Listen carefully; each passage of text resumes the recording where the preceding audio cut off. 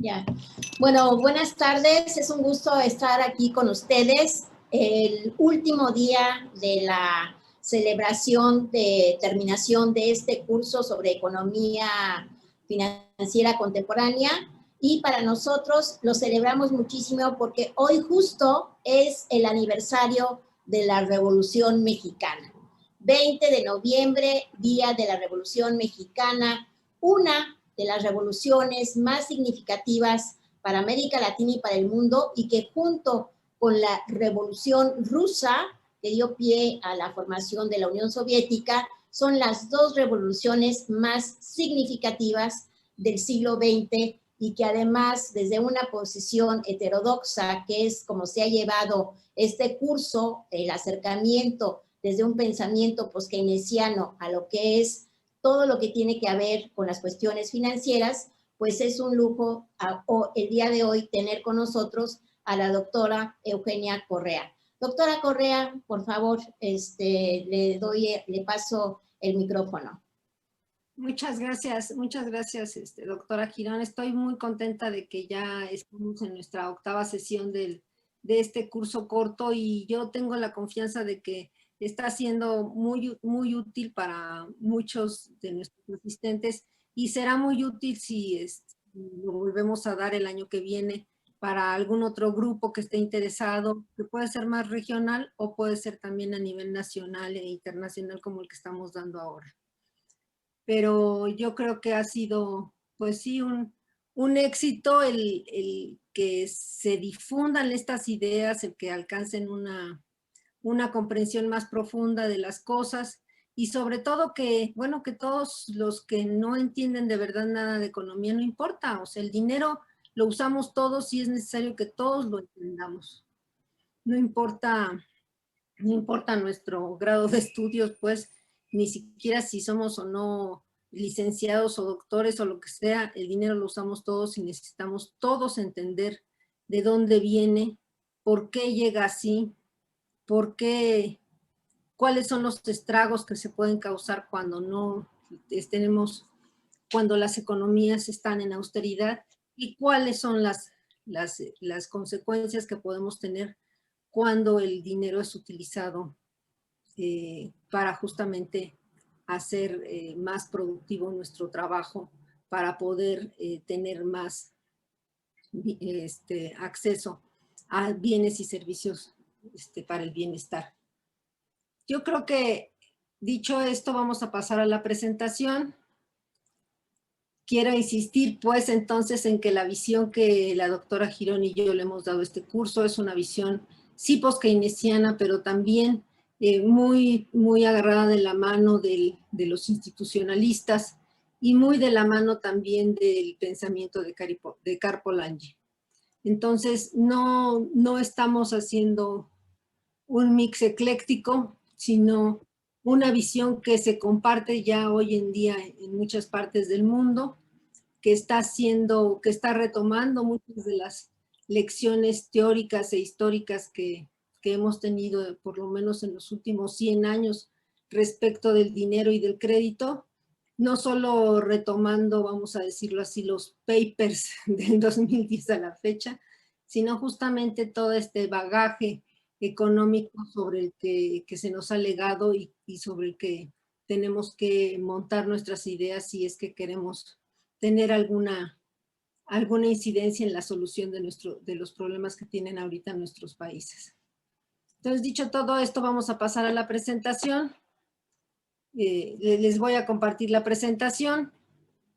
Voy a tratar de hacer una presentación no tan larga, más o menos corta, pero no va a ser tan corta como de 10 minutos, eso sí se los digo. Pero la idea justamente es que después, con las preguntas y respuestas, podemos ir enriqueciendo lo que se ha visto en el curso y específicamente lo que se está viendo en esta sesión. Entonces vamos a compartir pantalla.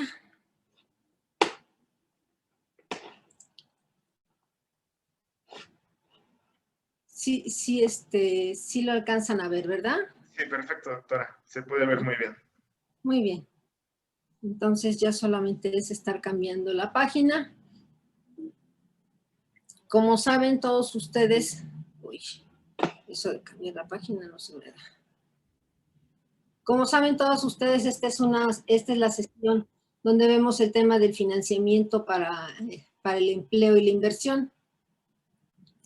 Es una sesión que trata ya de tomar las cosas ya en la situación actual de nuestro país especialmente, sin dejar de ver lo que está pasando en el mundo, pero pensando en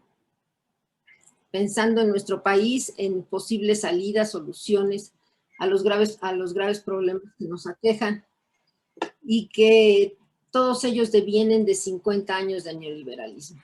Sí quisiera insistir y subrayar que 50 años de neoliberalismo se dice fácil, pero son muchísimos años, o sea, hay gente que nació en el neoliberalismo y ya hasta se murió en el neoliberalismo, son muchísimos años. Entonces, no crean que no han pasado muchas cosas durante todo este periodo, han pasado muchísimas cosas y se han cambiado muchísimas más. No se trata de regresar a lo que teníamos antes, porque además de que no es posible, tampoco lo que teníamos antes era perfecto. Tan no era perfecto que dio paso justamente a todo este modelo neoliberal, ¿no? Y tampoco en economía pretendemos construir modelos perfectos o cerrados. Lo que pretendemos es tener clara una trayectoria de corto y de largo plazo que beneficia a la sociedad, y no solamente a algunos de sus participantes. Entonces, dicho esto, es muy importante tomarlo en cuenta porque lo que ahora se va a decir, pues no lo soluciona todo y no lo soluciona de un día para otro. No estamos pensando en un gran programa de largo plazo de nación para los próximos 50 años, pero sí en cómo abordar en los próximos, vamos a decir, 20 años, los temas del financiamiento y los temas de recuperar, de darle a la sociedad sus capacidades creativas para que transforme la nación. Bueno, a ver, suele tener muchos. En primer lugar, la pregunta que nos hacemos es, ¿qué se esperaría? ¿Qué podríamos esperar de los gobiernos actuales de defensa mundial de una pandemia que es global? ¿Por qué quiero insistir en esto ahora? Porque la pandemia es un proceso, un fenómeno, un evento global. No está respetando ni clases sociales, ni regiones, ni países, ni zonas. Lo mismo, no respeta fronteras, aunque todo el mundo quiera tener pasaportes y visas, y poner más visas y más pasaportes y más permisos especiales, etcétera. La pandemia nadie le dijo que tiene que respetar ningún tipo de frontera. Entonces, ¿qué es lo que tendríamos que esperar frente a ello, frente a este enorme fenómeno sanitario? Pues en primer lugar, una acción inmediata de los gobiernos y de las instituciones internacionales, tanto de las instituciones de salud como del resto de las instituciones, las de financiamiento, en fin, las de coordinación de políticas económicas, como el G20, como tantos otros. No basta pues con que la OMC declare que hay una pandemia, si el resto de la institucionalidad, que no es mucha y más bien es poco poderosa, y más bien muchas veces está a la defensiva, pero se buscaría pues, lo que esperaríamos es que frente a un ataque mundial, así como un ataque de los aliens, ¿verdad? Pues hubiese una coordinación institucional frente a una guerra mundial, vamos a decirlo así, con un enemigo tan poderoso y a la vez tan invisible como el coronavirus, pues se esperaría una defensa mundial contra esta pandemia. Y por supuesto, pues una actuación inmediata de todos los gobiernos, de coordinación, de las instituciones internacionales, etcétera. También lo que esperaríamos no solamente es la actuación de esas instituciones, sino también de los otros organismos internacionales, por ejemplo, Naciones Unidas, el Banco Mundial, el Fondo Monetario Internacional, ¿no? Que se escuchara realmente una modificación radical en defensa por la vida y no esta reorientación de préstamos, vamos a decirlo así, a los que han sometido a los países. Y las propias Naciones Unidas, pues esperaría pues que más de un llamado a la coordinación internacional y a la organización de fuerzas especiales sanitarias y de todo tipo para enfrentar las emergencias que se están viviendo. Y por otro lado, otros organismos internacionales que también tienen gran poder hoy en la economía y en el mundo, ¿no? Como son, por ejemplo, por decir algo, y que son completamente privados, pero que tienen gran poder y podrían también hacer muchas cosas, como las agencias calificadoras o los grandes bancos, ¿verdad? Que cuando hay crisis financieras internacionales son los primeros que reciben el soporte de todos los gobiernos y un soporte bien organizado y abundante. Sin embargo, hoy que no son el objetivo central del ataque en esta guerra mundial, pues ellos no están respondiendo en nada, no están, bueno, a lo sumo dicen, bueno, les vamos a dar un poquito más de plazo, les vamos a dar 1 o 2 meses de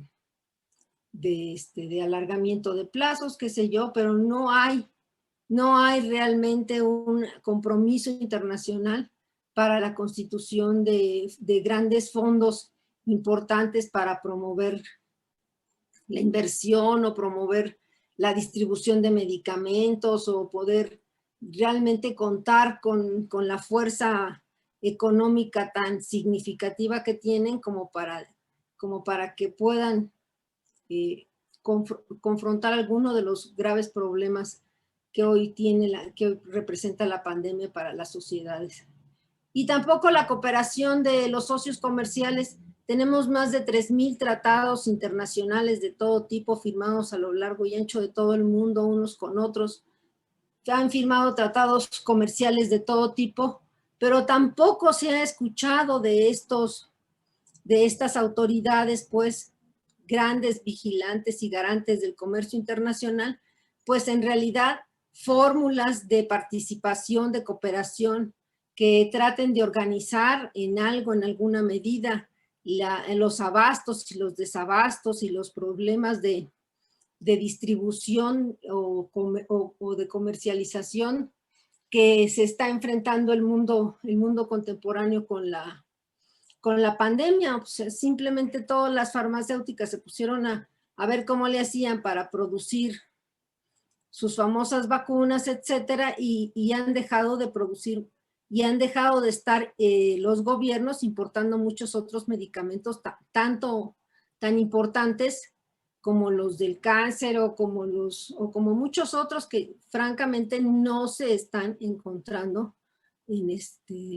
a la disponibilidad de la población. Aquí en México, lo digo porque me consta, ¿verdad? Pero hay un gran desabasto de medicinas en lugar de justamente de haber pues una cooperación más amplia para que no quede en desabasto un conjunto de bienes especialmente, no solamente para el COVID, sino para tantas enfermedades. Hoy quizás para todos ustedes lo pudieron ver, el periódico Reforma sacó una evaluación de entrevistas que hizo, de una encuesta que hizo muy grande sobre el coronavirus, y una de las cosas justamente que señala es todas las operaciones de las operaciones que se han debido posponer, toda la cantidad de enfermos que no se han atendido justamente porque están las instituciones centradas en dar los servicios médicos solamente para el COVID, y eso hasta cierto punto, ¿no?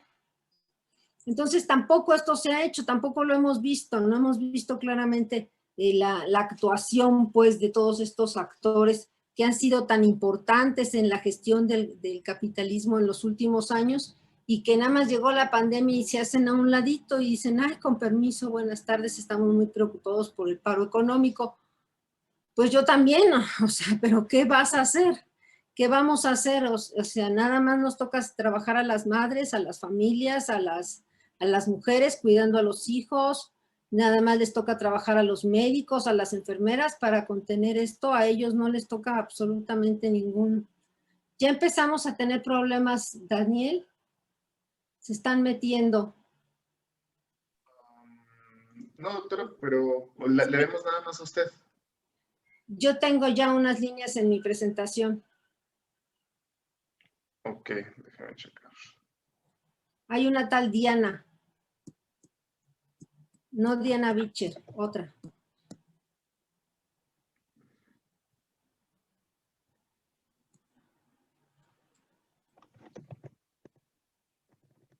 Chicos, por favor, les quiero decir a todos los 94 participantes que están conectados, si en determinado momento nos desconectamos es porque hubo hackeo. Y reiniciaremos, por supuesto, para terminar el curso. Voy a seguir. Sí, ya por ahora, sí, adelante. Voy a seguir. Tampoco hemos encontrado, pues, una inmediata actuación de estos grandes grupos poderosos, como por ejemplo el G20 o alguna otra organización mundial como el World Economic Forum o alguna otra, que realmente cree una fuerza especial internacional capaz de movilizar, de invitar a la movilización coordinada, sanitaria coordinada de los diferentes países para justamente enfrentar la pandemia y aquellos lugares en donde está el rebrote con mayor fuerza. De hecho, pues pocos países empezaron realmente a actuar más bien ningún país empezó a actuar desde el año pasado. Algunos pocos países empezaron a actuar desde enero del 2020, ya como COVID-19. Entonces, siendo que en realidad el COVID-19 venía ya desempeñándose y venía ya atacando importantes segmentos de la población y contagiándose a lo largo del mundo.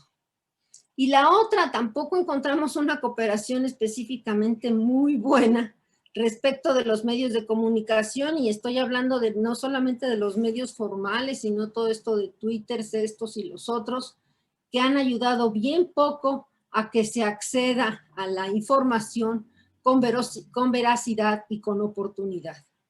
Entonces, tenemos ahí agentes muy poderosos, el cuarto poder, y prácticamente no hay pues una acción comprometida de comunicación veraz, oportuna, ¿no? Sino que ahí van a la saltimbanqui ofreciendo la información que se juzga sin que necesariamente sea la que estamos necesitando los ciudadanos, sino más bien se enfatiza nuestra participación como consumidores. En esta pandemia somos consumidores de servicios de salud, consumidores, ahorita lo vamos a ver, pero somos mucho menos ciudadanos. ¿Es posible salir de una crisis sanitaria global con acciones nacionales o con acciones locales? Bueno, en realidad las acciones así planteadas para una crisis global, pues lo que están haciendo es transfiriendo responsabilidades. La Unión Europea, que fue capaz de unirse para tantas cosas, para legislar respecto de tantos temas importantes para el grupo de países de la Unión Europea.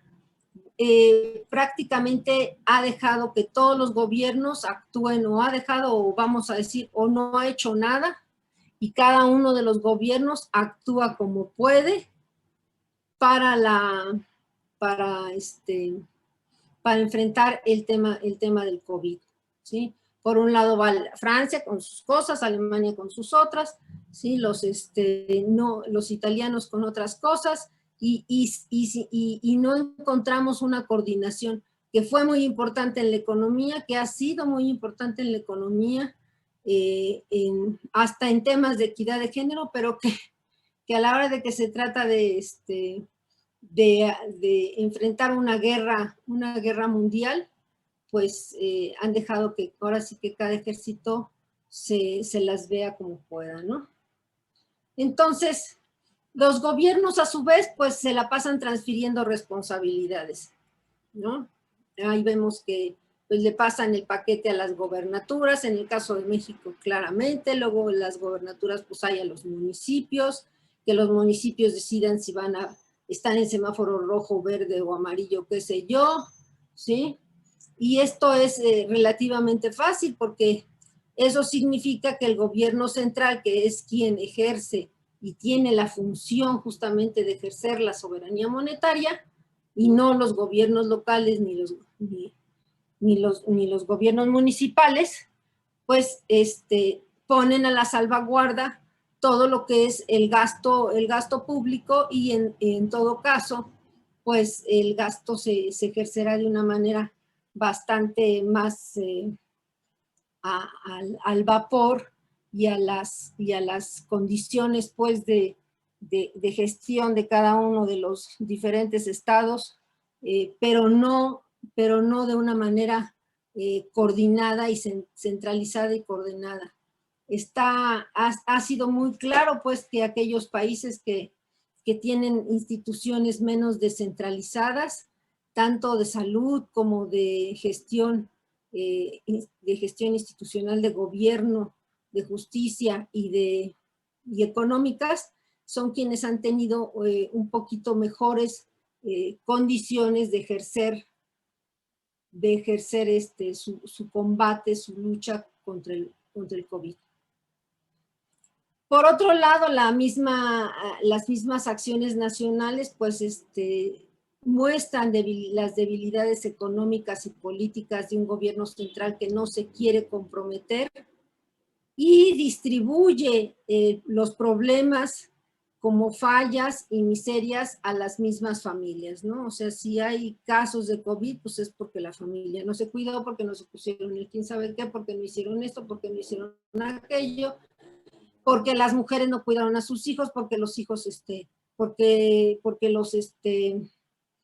especialmente las mujeres, pues cargan con toda esa responsabilidad de estar conteniendo los contagios y de el cuidado de sus familias y de sus hijos con COVID o sin COVID. Especialmente las mujeres ya no solamente trabajan, no solamente se dedican al hogar, no solamente cuidan a los hijos, sino que ahora también son sus maestras de los hijos y también eventualmente sus doctoras de los hijos y de los maridos. Sí, o sea, yo diría que la triple jornada de las mujeres no se duplicó, pues prácticamente se duplicó con la pandemia, justamente porque no hay las instituciones de soporte, las instituciones sociales, principalmente sociales, por supuesto, donde el gobierno y el presupuesto juegan un papel importante, pero no es lo único, las formas de organización social suficientes para que se enfrente estos problemas.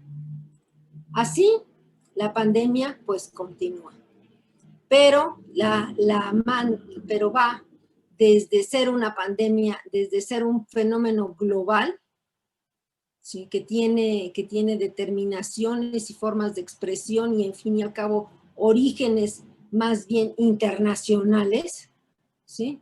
Se convierte en un problema individual.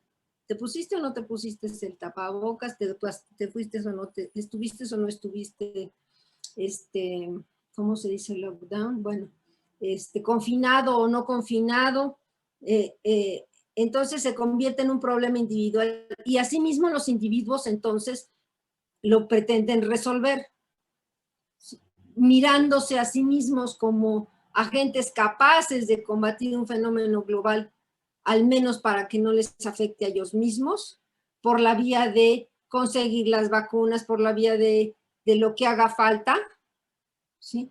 Pero pierden completamente la perspectiva y la conciencia de que se trata de un fenómeno global y que como tal tendría que estar siendo abordado por la sociedad. ¿Sí? Y la pandemia va desde los gobiernos y las instituciones a propiamente los consumidores, ¿sí? Consume todo tipo de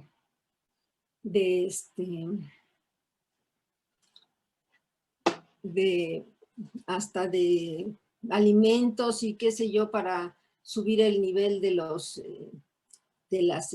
¿cómo se dice? Del sistema inmunológico y compra, y no compres, y no salgas a comprar y ponte el cubrebocas y ahora pon también un tapete y ahora quita el tapete y ahora pon una mascarilla y ahora quién sabe qué, yo no sé cuánto lo somos. Abordamos el tema como consumidores y la culminación de este proceso de abordar el tema como consumidores, pues será seguramente las vacunas, ¿sí? A ver qué vacuna eliges, esta que es más cara, esta que es menos cara, esta que garantiza más, esta que garantiza menos, esta que dura 2 años, esta que dura 3, esta que sí cuesta 5 pesos, aquella que cuesta 10, etcétera, etcétera, ¿sí? Así vamos a abordar el tema, un problema global con salidas no solo donde se evaden los gobiernos nacionales y los gobiernos locales, sino donde directamente quienes tienen que jugar y ver cómo se las arreglan para sobrevivir son los individuos considerados ni siquiera como ciudadanos, sino simplemente como meros consumidores. ¿Hay una salida a la crisis global a través del puro mercado? Sí la hay, sí la hay. Sí, esa es la que se nos pretende imponer por la vía del neoliberalismo o la que se ha venido imponiendo por la vía de la inercia neoliberal en la que estamos sometidos. Y eso es, pues, aseguradoras en primer lugar, compra tus seguros, paga tus seguros. Sabemos, por ejemplo, que en el hospital, el ABC, por estar en una cama con respirador, cuesta diariamente 70,000 pesos, ¿no? Diario. No vayan a creer cada mes, ¿no? Hay algunos de mis becarios que no reciben eso, creo que en todo el año, no sé. 70,000 por día, más aparte todo lo demás. La promoción de toda clase de servicios privados de salud, desde los servicios de salud para los más marginados y pobres hasta los servicios de salud para para quienes los han de pagar. Por supuesto, las empresas farmacéuticas, los laboratorios de investigación, que muchas veces son público-privados, que se han dedicado justamente a buscar esas salidas de mercado. Y todos estamos convencidos que por ahí va la salida al tema COVID, ¿sí? Y que si bien es cierto, habrá 2 o 3 años, quizá los que más exageren, 2 o 3 años de una nueva normalidad, la normalidad, vamos a decir, se alcanzará justamente con el éxito de estas empresas farmacéuticas, de estos laboratorios de investigación y la capacidad que tengan de realmente ofrecer vacunas a todo el mundo. Y nos tendremos que estar vacunando cada año, cada 6 meses, cada 2 años, no lo sé. Y nos han convencido. Los medios de comunicación, todo el mundo estamos convencidos de que esa es la respuesta, de que esa es la salud. Si luego viene otra pandemia o alguna otra, como estuvimos en los últimos 4 o 5 años con diferentes tipos de epidemias, que donde más han afectado es justamente en África, como el ébola, o varias otras como el MERC y todo esto, bueno, podemos tener otros 4 o 5 años con la nueva aparición de no sé qué tanto, ¿sí? Y ya tendremos que ser consumidores de vacunas, no solamente como nuestros hijitos chiquitos, sino consumidores de vacunas ya para los adultos mayores, y en mayo nos tocará la de tal, y en febrero nos tocará la de tal, y en abril nos tocará la de esta, la otra, ¿verdad? Y lo estamos viendo como un fenómeno lógico, natural, como algo que pues sí, pues está pasando, y esa es la mejor solución, y así vamos a seguir viviendo. Y yo creo que porque no estamos siendo capaces de cuestionar al mercado, porque no estamos siendo capaces de cuestionar esos 50 años de neoliberalismo, porque no estamos siendo capaces de entender cómo esos 150 años, cómo esos 50 años proyectan a la humanidad y a la civilización completa para otros 50 o más años de dominación del mercado sobre la economía y sobre la sociedad. Entonces, una salida de mercado pues prolonga esta nueva normalidad, pero sí a costa de una mayor fragmentación social, tan fragmentación social que se convierte, pues ya lo sabemos, en formas de enorme violencia de todo tipo, no solo la llamada violencia intrafamiliar, violencia contra los niños, violencia contra las mujeres, sino violencia en general contra los mismos hombres, ¿no? Los mayores víctimas de la violencia en las calles son los hombres, 75% de ellos son hombres, o sea, no es nada más un problema de las mujeres, ¿no? Una distribución muy desigual de los costos, ¿no? Porque los gobiernos, pues, políticamente más debilitados serán los que van a ver de una u de otra forma prolongar más el nivel de contagios, el nivel de muertos, etcétera, etcétera. Los gobiernos con un poco más de coherencia y de organización institucional serán capaces, por lo tanto, de dar respuestas más puntuales y organizadas de la sociedad al COVID. Pero lo que sí estamos muy seguros es que después de toda esta guerra mundial contra el COVID, no todo el mundo va a ir librándola de la misma manera. Y el mundo que conocemos hasta antes del COVID, en 10 años va a haber cambiado muchísimo. Y entonces por eso les traje este mapa, ¿no? Que me lo encontré por ahí y dije, pues este está muy bonito para que se entienda cómo está cambiando el mundo y cómo dentro de 10 años este balón de fútbol va a cambiar muchísimo más, ¿sí? Para los que no lo han visto, por aquí está México, ya lo vieron México, aquí está, ¿sí? Brasil, todo este es pedacito de América, los mayores de América Latina. ¿Dónde está mi...? Está Asia en azul, África ni la veo. En morado, estos tres moraditos de África, ¿sí? Europa, todo es Europa. Middle East, aquí está. Por supuesto Norteamérica y por supuesto todo lo que es Asia, Japón, China, Rusia, India, Indonesia. ¿Sí? Estos acaban de firmar un tratado de comercial muy importante el domingo pasado. Representan más o menos un 30% del Producto Interno Bruto y seguramente avanzará mucho más en su... No necesariamente de una manera de economía mixta como muchos de ellos han tenido recientemente, sino quizás mucho más neoliberales que lo que han sido hasta ahora. Vamos a lo que sigue. ¿Es posible salir de la crisis con ahorro? De esta crisis, de esta pandemia, con ahorro. quizás esta es la idea central que todo el curso quiso combatir. O sea, el ahorro ex ante no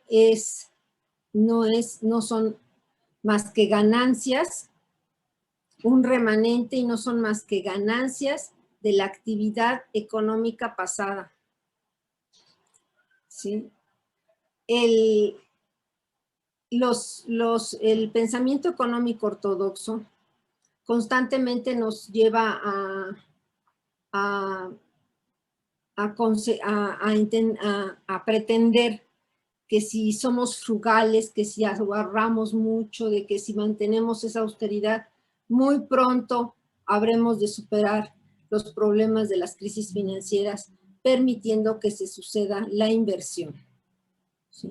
Que la inversión solo es posible justamente cuando se ha ahorrado antes. Solicitan, y eso es lo que vemos que está premiando en el Fondo Monetario Internacional y en otros, privando en el Fondo Monetario Internacional y otros espacios internacionales, es que haya más deflación fiscal, recortes del gasto público, una mínima recuperación de las tasas de interés porque no les gustan las tasas de interés cero o negativas, por supuesto la revocación de toda clase de ayudas que se hayan dado hasta ahora a los trabajadores, a los desempleados, a las familias, a las familias con hambre, etc. Cada gobierno y cada élite en cada espacio económico pues tendrá que ver cómo resuelve a través del mercado los problemas y cumpliendo pues con esta ampliación de la inversión por la vía del ahorro ex ante, y pues finalmente nos aseguran que la deflación logrará que se transfieran activos productivos y parte del salario de los trabajadores hacia las élites globales. En realidad, pues, como ustedes lo han podido ver a lo largo del curso, toda esta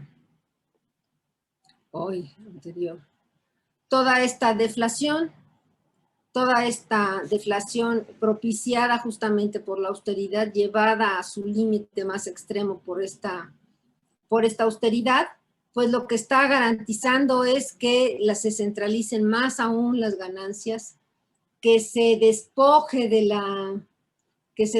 a muchos incluso capitalistas o productores de sus medios de producción, de la tierra para aquellos quienes todavía tenían algunas propiedades, y de los trabajadores, ¿sí? Y por supuesto de parte importante del salario de los trabajadores, justamente por la vía de disminuir muchísimo los salarios, aun cuando no se disminuya de ninguna manera la productividad, y con todo ello pues se asegura que al menos un segmento de la sociedad saldrá ganando de esta enorme transferencia de excedente que se sucede con la crisis. Es cierto que si nos ponemos a gastar y tratamos de salir de esta crisis con más deuda, esa deuda la van a tener que pagar nuestros hijos. Pues no es cierto. Eso es la más grande mentira jamás inventada y repetida hasta el cansancio, que como a todo el mundo nadie quiere dejarle a sus hijos más que buenas cosas, pues nos lo repiten para que así nos convenzan de que no les dejemos a nuestros hijos deuda. Cuando en realidad quienes están pagando la deuda o quienes la estamos pagando y la seguiremos pagando, somos directamente los que estamos ahora inmersos trabajando, ¿sí? Y si la deuda se contrae para generar más empleo y más inversión, pues justamente van a ser ese empleo que se está generando el que va a terminar, vamos a decir, ampliando los ingresos tributarios y no tributarios, y de esa manera permitiendo la cancelación de una parte importante de la deuda. Entonces, en realidad esa deuda, pues, de todas formas, los gobiernos la van a hacer. o lo están ya haciendo. Unos han elegido endeudarse para salvar a los bancos, ¿sí? Otros elegirán endeudarse para fortificar sus fuerzas armadas, sus policías, sus fuerzas de seguridad, para poder contender con la sociedad que cada vez participa más en las calles y tendrán que poner el orden, ¿no? El orden entre comillas. Y realmente vean ustedes, América Latina está hecho un polvorín, o sea, volteen a ver a Perú, pero volteen a ver también a Argentina, volteen a Chile, no se diga, volteen a ver a Colombia, Centroamérica, toda América Latina está hecho un polvorín de problemas de participación social, no necesariamente todas ellas con un proyecto alternativo que les permita salir de la crisis, muchas veces simplemente reaccionando a las condiciones en las que están arriesgando pues sus propias vidas frente a la policía o frente al hambre. Pero la verdad es que pues los gobiernos se van a tener que endeudar o para salvar a sus bancos, lo cual pues está muy bien, pero pues eso salvará a ciertas élites, no a la sociedad. O para fortificar a sus policías y armas y todo eso, contratar más policías, más armas y más de todo. Ninguna de esas nos conviene a nosotros, a la sociedad, en general al 90% de la población. No nos conviene ninguna de esas. Ninguna de esas dos salidas nos conviene. Porque no necesariamente evita justamente la ampliación de la violencia, no justamente evita la continuidad de toda esta salida de mercado y no permite pues que la sociedad se arme de la conciencia necesaria y suficiente para organizarse y salir de esta guerra mundial que es la pandemia. Entonces, yo diría que estamos en una encrucijada, pero con dos caminos así como opuestos y un montón de caminos pequeños en medio que seguramente alguno de esos será por donde se avance. Pero estas, para plantear el abanico rápidamente, serían dos. O avanzamos para darle continuidad a la desigualdad con amplia destrucción social, económica y muchísimas muertes, ¿no? Por el COVID o por la policía, da lo mismo. O construimos una sociedad más igualitaria y más justa, donde el mercado esté al servicio de la sociedad y no la sociedad al servicio del mercado. Es en ese contexto, pues, de un mercado que esté al servicio de la sociedad que nosotros trabajamos nuestra propuesta justamente sobre un programa de empleo, de pleno empleo para México. Pero antes habría que decir que, bueno, la primera solución pues nos lleva a sociedades donde más bien somos consumidores que ciudadanos, como ya les he dicho, donde se pretende que sean las vacunas las que resuelvan el problema y no reformas sociales profundas, donde se plantea que es el dinero el principal, vamos a decir, vehículo para la resolución de los problemas y no la justicia y especialmente la justicia social, donde el mercado se impone sobre toda la economía y el mercado se impone sobre toda la sociedad, ¿sí? Y continuamos en este círculo vicioso que es espantosísimo, ¿no? Que además todo el mundo lo conoce y todo el mundo está, hoy ya todo el mundo está en contra, excepto algunos gobiernos, que es esa dinámica de recortar el gasto público. Tenemos menos crecimiento, con menos crecimiento tenemos menos ingresos tributarios y como el gobierno solo quiere gastar de acuerdo a lo que recibe de impuestos, pues entonces gastará menos y volvemos a gastar menos, a crecer menos y a tener menos ingresos tributarios. La dinámica del recorte del gasto público nunca llega al crecimiento económico por sí misma. Esta dinámica es la que nosotros venimos siguiendo, por lo menos México lo viene siguiendo desde hace 3 años, y pues vean dónde estamos. No se los tengo que que repetir. Bueno, para nosotros hay dos pilares fundamentales de la transformación social, de la transformación social, que serían, que se unen, que son la de universalizar el cuidado de la vida, y la universalización del cuidado de la vida incluye eso, educación, incluye vivienda, transporte, por supuesto cuidados a los mayores, a los niños, todo un sistema de cuidados, un sistema de salud universal, etcétera, etcétera. Universalizar el cuidado de la vida significa para nosotros hoy en día, pues, que todos los mexicanos tengan acceso justamente a todos esos bienes y servicios por el hecho de ser mexicanos o de transitar por las calles de este país. Les quiero decir que simplemente la vacuna de la influenza, pues no se le están poniendo más que a los que tienen su carnet de que pertenecen a alguna institución, o al Seguro Social o al ISSSTE, etcétera. Nada más que tenemos al 60% de la población en México que son informales. ¿Quién los va a vacunar? Pues nadie. ¿Sí? Ya de entrada se han traído vacunas para la influencia para mucho menos de la mitad de la población mexicana. ¿Para qué traer más si de todas maneras ni pertenecen a ningún instituto? Y total, si les da influenza, pues, no, ya mejor los tiramos al Golfo de México. En fin, no hemos universalizado el cuidado, ni siquiera las vacunas, ni siquiera nada de lo más básico que a principios del siglo XX se creía que era lo más básico en salud, en salud que tendría que tener acceso a la población en general, porque era indispensable justamente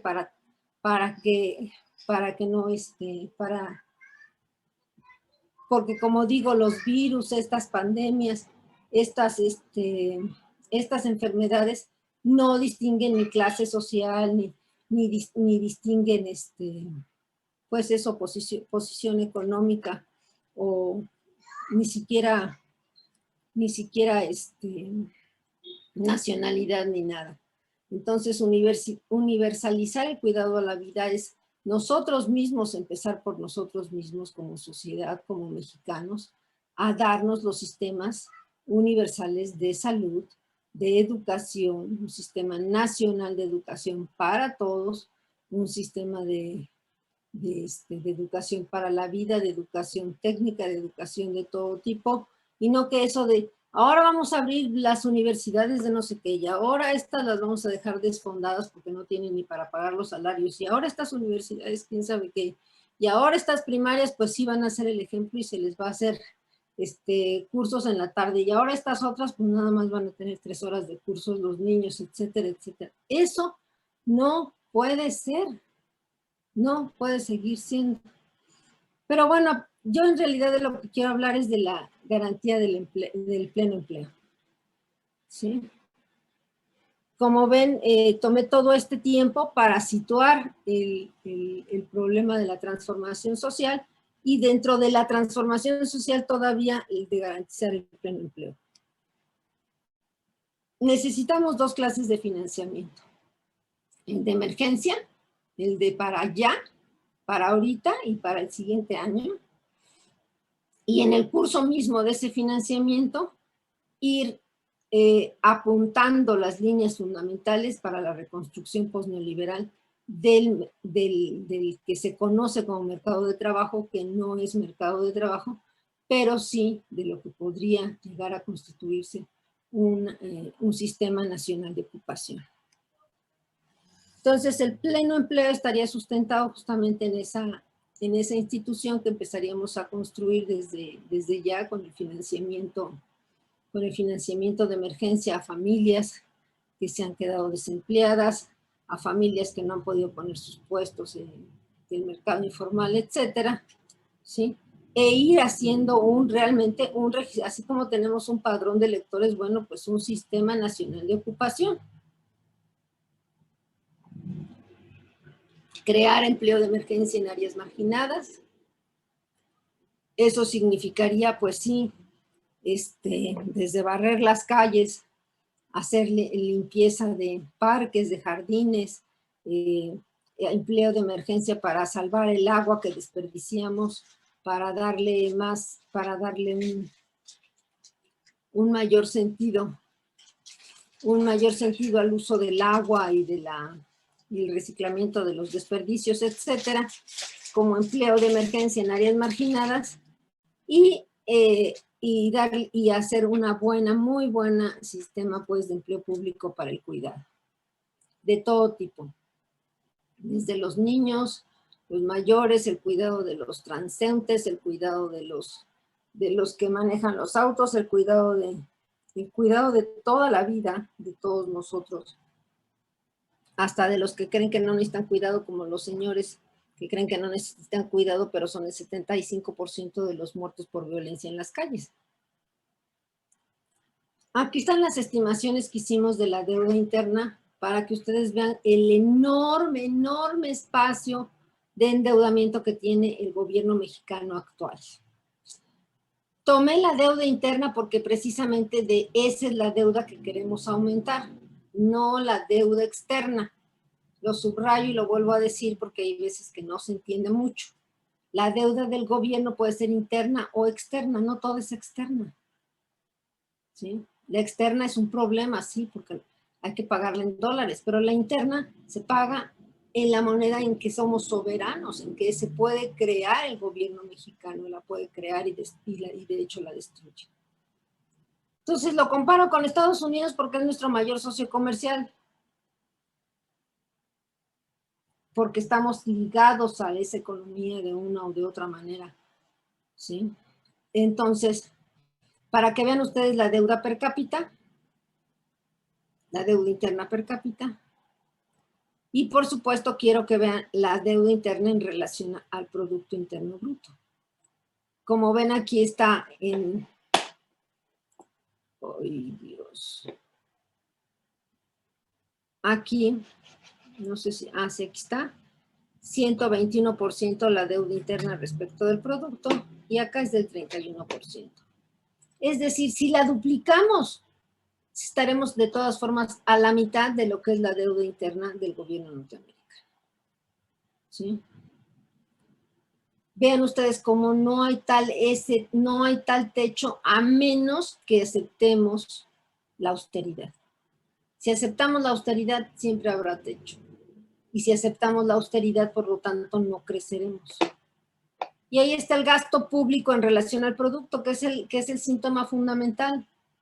¿Sí? Si podemos gastar, si nuestros mayores socios comerciales están gastando mucho más en proporción de su propio Producto Interno Bruto, tienen mucho más oportunidades justamente de llevar adelante un proyecto para universalizar el sistema de cuidados, para llevar a cabo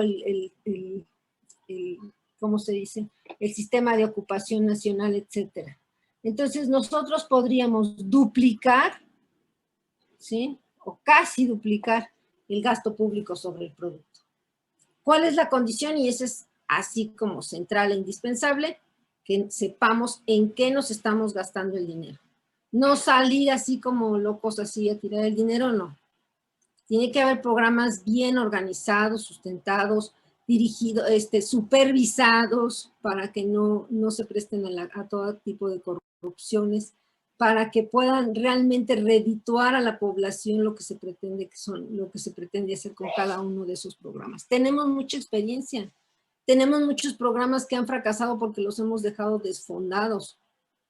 ¿Sí? Entonces yo creo que hay muchos programas que pueden tener un gran futuro para el bienestar y que no están siendo llevados a cabo precisamente por intentar mantener ese techo que nos ata a seguir siendo subdesarrollados el resto de nuestra existencia, mientras que los Estados Unidos esté gastando el equivalente el gobierno de los Estados Unidos esté gastando más del 45% del producto, el equivalente al más del 45% del producto del gasto público, mientras que nosotros estamos en 25%. Eso no puede ser. No puede ser. Estamos condenando a nuestro país a seguir siendo subdesarrollados el resto de nuestra vida. Entonces se propone pues un programa de pleno empleo de varias etapas. ¿Por qué? Porque vuelvo a lo mismo, no podemos salir a gastar así todo, así como si nada. Sí hay que gastar y gastar mucho, pero bien. Una primera etapa donde puedan crearse las instituciones y el marco regulatorio, que es muy importante. Que proponga ofrecer empleo formal, es decir, con servicios médicos y un ingreso por lo menos de 2 salarios mínimos mensuales, a 18 millones de mexicanos. En esta primera etapa, de lo que se trata es que sea una etapa de corto plazo, que se financie con el aumento del crédito público, con el aumento de la deuda interna del gobierno directamente. Después tendríamos una segunda etapa donde ofreceríamos empleo ya a población más calificada, con mayores ingresos, donde podríamos llegar a tener un empleo que represente entre el 22 y 24 millones de trabajadores, alentar específicamente aquellas ocupaciones que permitan que conduzcan a la renovación tecnológica y productiva, ¿no? Incorporando científicos, ingenieros, arquitectos, médicos, psicólogos, toda clase de personal calificado que, como ustedes saben, lo tenemos y lo estamos desperdiciando. Esta segunda etapa permitiría llegar a conseguir crear un 40% de la población económicamente activa empleada en este sistema de ocupación a todos los niveles de ingreso. Porque estimamos, y así lo estimo, y mientras que nadie me diga que estoy mal, pues lo siento mucho, yo lo sigo estimando así, que al menos 4 de cada 10 trabajadores tienen que ser empleados del sector público. Que trabajen, no que se sienten en sus sillas. Entonces yo hago ahí un comparativo entre lo que podría ser el programa de pleno empleo con el que podría ser un programa de ingreso básico universal, ¿sí? La población a cubrir en el programa de pleno empleo serían en la primera etapa 18 millones de personas, en el de empleo universal serían, el de ingreso universal serían pues 227 millones de mexicanos que somos ahora, ¿no? La percepción anual por persona, si creamos estos 18 millones de empleos, la percepción anual por persona sería de 91,000 pesos, en cambio el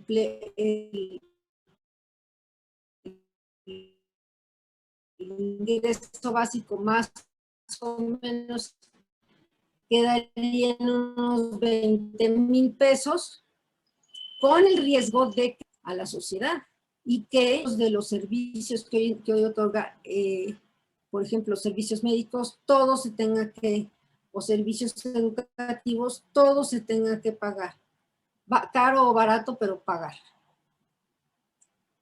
El aumento del gasto público necesario para cubrirlo es de 26 millones en el programa, de 26 millones de pesos, no, 26 mil millones de pesos, ¿sí? Para el programa de pleno empleo. Y para el de ingreso básico universal, no, a ver, esto es un porcentaje, ¿sí? Como costo anual del producto sería un 6% del programa de pleno empleo y como costo del producto sería un 10% de equivalente al 10% del PIB, el de ingreso universal. Como ven ustedes, el del ingreso universal no va a producir nada, solamente le va a entregar a cada persona 20,000 pesos, pero no van a producir nada. En cambio, el otro, que además sale más barato, pone a todo el mundo a trabajar, o a todo el que lo quiera así. Esa es una diferencia muy importante, ¿sí? Entonces, el gasto público tendría que aumentar en un 26% para poder cubrir, un 26% para poder cubrir el programa de pleno empleo. Y en cambio tendría que aumentar un 41% para cubrir el del ingreso básico universal. Aumenta mucho más el gasto público, cubre, es cierto, a muchas más personas, pero por 20,000 pesos al año. Y sin que los ponga a nadie a trabajar. A todo el mundo llegan a su casa y le dicen, oiga, ya le llegó su ingreso, no, aquí tiene ya, chao, adiós. ¿Sí? Pues eso está muy bien para ir al Buen Fin, ¿no? Pero ¿de qué nos sirve que toda la gente gastándose el gasto público yendo al Buen Fin? Si lo que queremos es justamente hacer crecer hacer crecer la inversión, hacer crecer los bienes y servicios, hacer crecer el bienestar de nuestra población. No lo vamos a hacer crecer yendo todos al Buen Fin, por mucho que nos compremos una gran pantalla de televisión. Espero que hasta ahí se entienda. Entonces, como ven ustedes, un programa, en la primera fase del programa de pleno empleo, que sería una fase de emergencia, pero que ayudaría ya a empezar a hacer un registro, verdaderamente un registro ocupacional de toda la población en México, para saber quién está registrado y dónde y qué es lo que sabe hacer y qué es lo que hace, ¿no? Nos llevaría, tiene que hacerse en un tiempo corto, pero nos saldría mucho más barato que el problema de ingreso básico universal, que es un programa que nos convierte a todos en consumidores, pero no en productores.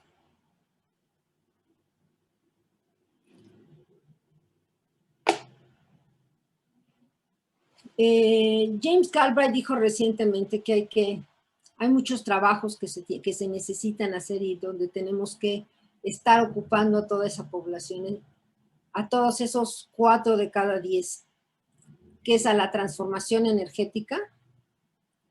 Todo el proyecto de transformación energética puede realmente requerir muchísima inversión y muchísimos trabajadores, desde ingenieros hasta trabajadores sin calificación en el país. Mejorar todo lo que es la infraestructura, ¿sí? La garantía universal al trabajo, junto con la garantía al derecho a la salud. Él propone para los Estados Unidos un salario mínimo de $15, por supuesto, por hora, no por día, no lo vayan a confundir, ¿sí? Respetar los derechos de los sindicatos y mecanismos para reestructurar la deuda de los hogares, que es altísima, y por supuesto mucha gente está perdiendo sus casas, está perdiendo pues, y no tiene prácticamente servicios de salud. O sea, ustedes ven a los americanos gordos, sin dientes, con un montón de enfermedades. Pues sí, pero es que todo cuesta. Todos los servicios de salud tienen un costo. ¿Sí? Tenemos que ignorar ya de una buena vez por todos eso de que el déficit puede ser excesivo o que la deuda pública pueda ser excesiva. ¿Sí? Tenemos que luchar contra la desigualdad, ¿sí? Aumentar los impuestos a los más altos ingresos y restaurar todo lo que son las exenciones fiscales o la participación de los estados en los ingresos del gobierno central.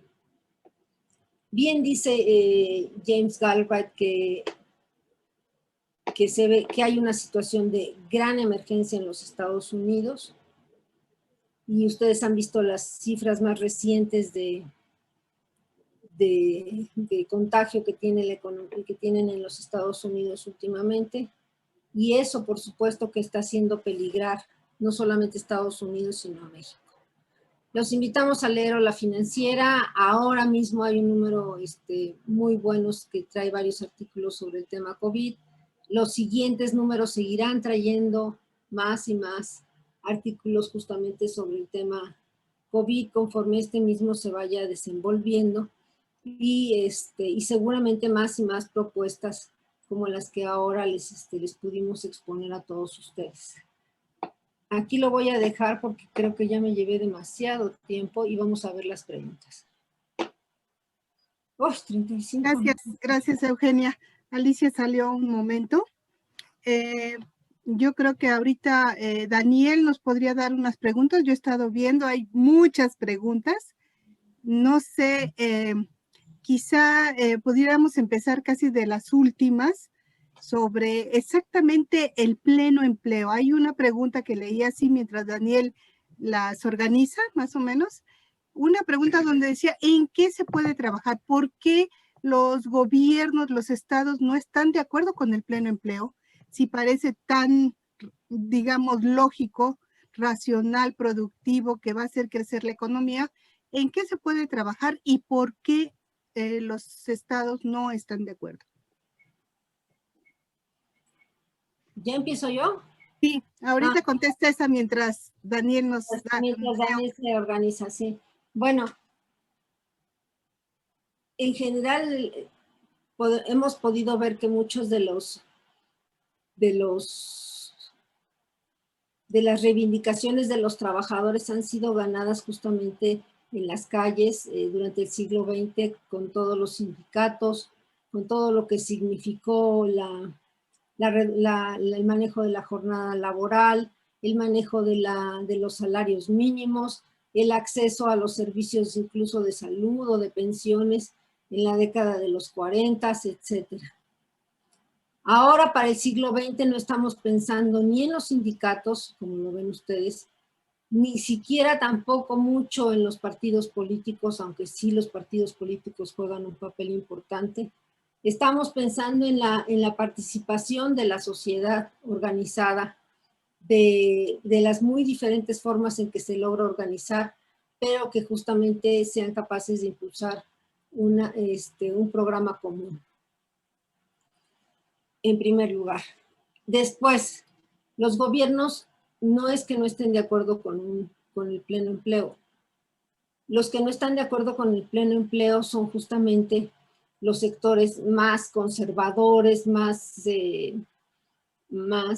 atrasados, vamos a decirlo así, del capital, de los capitalistas, que no están de acuerdo con el pleno empleo porque quieren siempre tener a su disposición muchos trabajadores en la calle afuera esperando ocupar el puesto de cualquier trabajador que se insubordine o que no quiera trabajar o que no esté viniendo, que esté faltando, lo que sea, tener 10 afuera por cada uno de los que tiene adentro trabajando. Pero esa es la posición más conservadora, más arcaica, yo diría, de los capitalistas. Hoy en día los capitalistas más modernos, de los que conocemos poco en México, porque pues en México ni siquiera se han comprometido con una masiva incorporación de la inteligencia artificial, como sí lo están haciendo las corporaciones transnacionales. En México también, ¿verdad? Pero son por las corporaciones transnacionales más que las nacionales. Pues están mucho más preocupados por el cuidado de sus trabajadores, por mantener la salud mental, fíjense, ni siquiera nada más la física, sino también la salud mental de sus trabajadores. Porque saben que sus trabajadores, no importa qué grado de calificación tengan, requieren de estar responsabilizados y comprometidos con el trabajo que desempeñan. Y en ese sentido no están dispuestos a salir a la calle y a contratar a cualquiera que esté ahí en el camino, como pudo haber sucedido durante la industria manufacturera, durante otras etapas de la industrialización. La industrialización actual avanza ya por otros caminos, por otras formas de explotación también, vamos a decirlo de esa manera, ¿sí?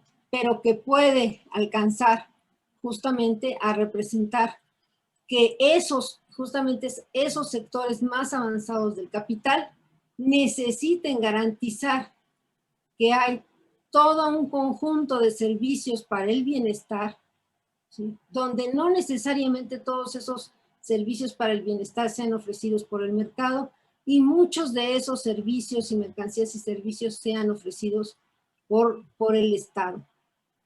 Dos, ¿sí? Y es lo que nosotros planteamos que es fundamental, ¿sí? Las corporaciones no tienen por qué generar todo el empleo, todo el trabajo que en determinado momento pueda ser solicitado por una población. Sencillamente no tienen la capacidad para crear todo este trabajo de una manera rentable para ellos mismos. Y no van a crear un solo trabajo más que no sea realmente rentable. Nada más por adornar la fábrica, como se acostumbra ahora, ¿no? Van a contratar mujeres nada más para que estén en las entradas de floreros y que se vea que hay equidad de género en las empresas. Los trabajadores no, los empresarios no van a contratar trabajadores que no sean redituables. Y en ese sentido, al menos un 40% de la población económicamente activa o en edad de trabajar quiere tener una oportunidad para crear una riqueza de servicios y una riqueza material indispensable, y que no la tiene, y que no tiene esa oportunidad, y necesita ser justamente empleada por el sector público, ¿sí? Y estoy hablando, no sé, ¿cuántos creen talentos musicales desperdiciamos en Yucatán, donde hay una tradición musical importante? Y los hemos desperdiciado. Sí, a lo mejor no se convierte más que uno de ellos se convierte en estrella de Hollywood, pero el problema no es que sea una estrella de Hollywood, que tengamos solo una estrella de Hollywood. Lo que queremos en realidad es que toda esa música penetre y esté presente en la vida de la sociedad, de todo nuestro país. Y la única manera que tenemos es justamente, ¿no? O Oaxaca, o Chiapas y la marimba. Y eso estoy por hablar de la música y de la música tradicional. Que hay algunos esfuerzos muy loables de recuperación, pero que necesitan, pues por supuesto, más recursos para seguir estando. Y podríamos hablar de la poesía. ¿Ustedes cuántos poetas conocen? Yo conozco un buen de poetas que no han tenido oportunidad nunca jamás ni siquiera de publicar un libro, que ahí andan con sus hojitas de sus poemas distribuyéndolas entre sus cuates, ¿no? Muertos de hambre como casi todos nosotros, ¿no? ¿Y ustedes creen que la poesía no puede alimentar a los niños, no puede darles una educación emocional, sentimental, que logre realmente avanzar la educación por la equidad, y la equidad, especialmente la equidad de género? Es fundamental. Y esos tampoco tienen la oportunidad. Cuando han visto una primaria donde llegue un maestro de poesía a darles literatura y poesía a los niños, donde llegue un poeta? ¿Cuándo lo han visto? O un trompetista que llegue y les diga, a ver, niños, ahora vamos a ver lo que es la trompeta. ¿Por qué no podemos acceder a esos consumos? ¿Porque somos feos? ¿Porque somos morenitos? ¿Porque estamos chaparritos? O sea, ¿por qué no podemos acceder a esos consumos?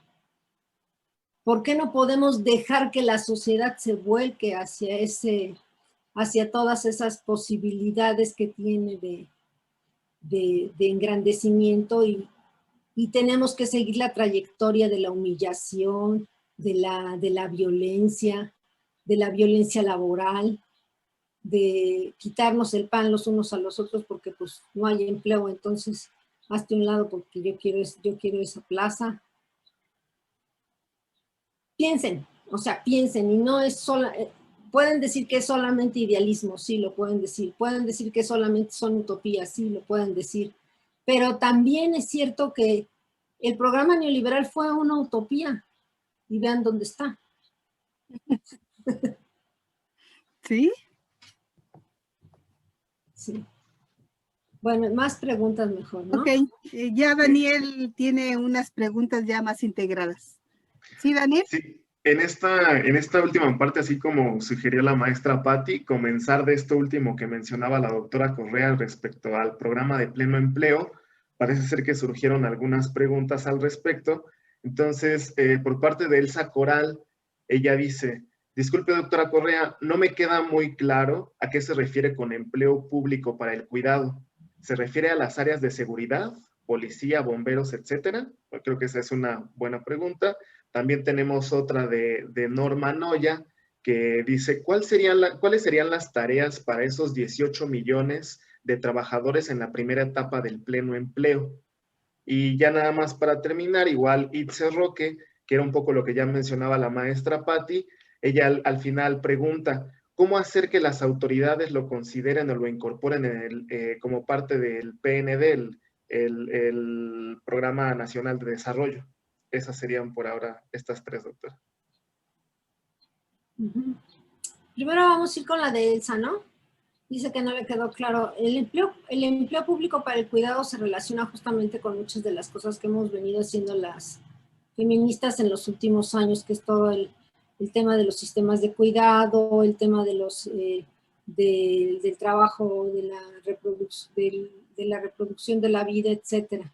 No se relaciona justamente con áreas de seguridad, sino con áreas, con todas esas otras áreas de la reproducción de la vida que requieren del concurso no solamente de las mujeres, sino de toda la sociedad para cuidarnos entre nosotros mismos. Y no solamente me estoy refiriendo a los viejos o a los niños. Vean ustedes, por ejemplo, recoger basura.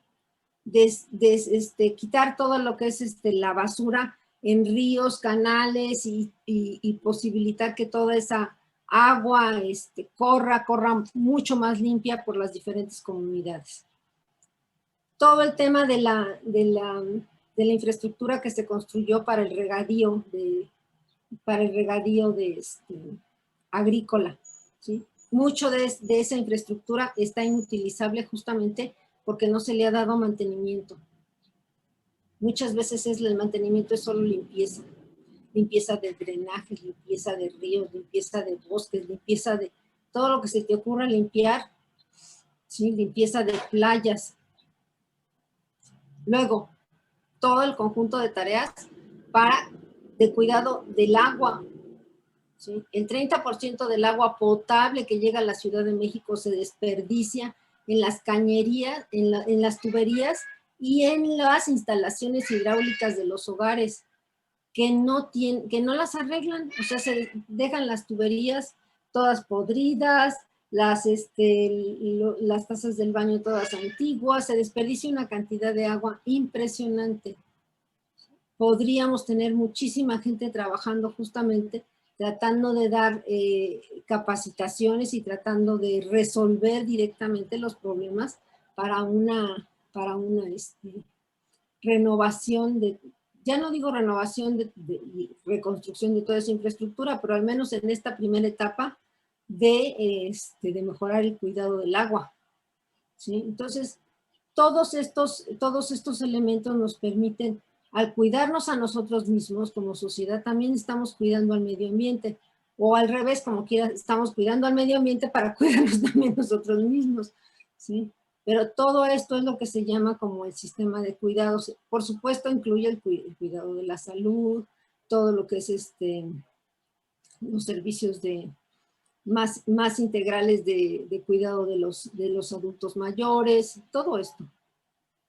Bueno, esa era la de Elsa. La otra era la de Norma Noya respecto a cuáles serían las tareas para estos 18 millones de trabajadores en la primera etapa del pleno empleo. Básicamente estas que he mencionado.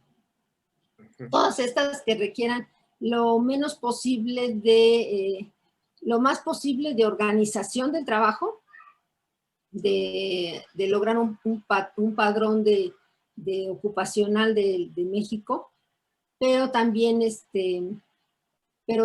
de que no te consuman pues ingentes proyectos de construcción de infraestructura. O sea, para hacer un puente pues necesitas toda la infraestructura, todo lo que es la planeación, ¿no? Urbana, o la planeación de comunicaciones, etcétera. En cambio acá estaríamos hablando en principio de mucho trabajo que es mano de obra, más que propiamente inversión, o sea, comprar toneladas de cemento, de yeso, de qué sé yo, de qué tanto. No vamos a invertir todavía en eso, sería mucho más un trabajo de mano de obra, pero no es el tema de abrir hoyos para cerrarlos, no. Es realmente el emplear a las personas, a los jóvenes, y a los no tan jóvenes, ¿verdad? En toda esa provisión de esos servicios como más básicos, y que además la empresa privada no los va a hacer. O sea, ¿cuándo han visto una empresa privada que solo así porque les caemos bien, pues funde una empresa que no le deja ni le reditúa a nadie, contrate un montón de trabajadores y se ponga a limpiar un canal, ¿no? Los de Xochimilco, pues sí los limpian, pero cuesta algo. Alguien se los paga. Ya, gracias, Norma. Sí, bueno, en ese sentido nada más me gustaría leer igual acá un comentario que acaba de poner Elsa al respecto. Dice, la reivindicación de las humanidades para integrarlas a la población en general, tal como lo acaba de describir la doctora Correa, no solo enriquecería la formación de nuestra sociedad, sino que desahogaría el problema de subcontratación en que se encuentran miles de egresados de artes y humanidades. Pero para eso se requería enfrentarse a la estructura de la educación pública básica. Entonces, haciendo mención a lo que acaba de mencionar la doctora. Otras preguntas más acá de Elsa Coral justamente menciona, ¿sería posible que los fondos de pensiones, caso menciona que para México puede ser alrededor del 18% del PIB, pasara a ser administrado por el Estado para ser usado como financiamiento y salir de la crisis? ¿O sería simplemente aplazar el problema? Esa es una de las preguntas. A ver, Y espérame con esa. Mira, sí, muchos de los fondos de pensiones están invertidos, una parte importante de los fondos de pensiones están invertidos en deuda pública, ¿sí? Ya están invertidos en deuda pública. Y lo que necesitamos es nueva deuda, no usar la misma vieja, o así como, ¿sí me entiendes? Como lo que se está haciendo ahora, ya tenían programado la construcción del ferrocarril de no sé qué tanto. Y luego viene lo del COVID y dicen, vamos a recuperar la economía así, ¿cómo? Pues construyendo el ferrocarril de no sé qué. No, espérate, eso era para lo anterior. Ahora necesitamos más participación del gasto público. Entonces, no podemos solamente utilizar la vieja deuda, tenemos que hacer más deuda. Temporalmente, porque como les digo yo, o sea, conforme tú vas generando más empleo, quizás no estos empleos de 2 salarios mínimos que no van a pagar, 2 o 3 salarios mínimos que no van a pagar impuestos, pero conforme generes más trabajo van a demandar más productos, van a pagar IVA, van a pagar, y conforme generes más empleo con mejores salarios, pues también van a pagar impuestos sobre la renta, etc. Entonces, va a llegar un punto en donde el crecimiento ya fue lo máximo a que llegó la deuda y empezará necesariamente a declinar. Pero claro, para eso necesitamos empezar a crecer. Entonces, la palanca fundamental para empezar a crecer es el gasto público. No lo digo yo, se ha escrito en los últimos, no sé, 60, 70 años, toda la vida, se ha escrito al respecto exactamente lo mismo que se los estoy repitiendo.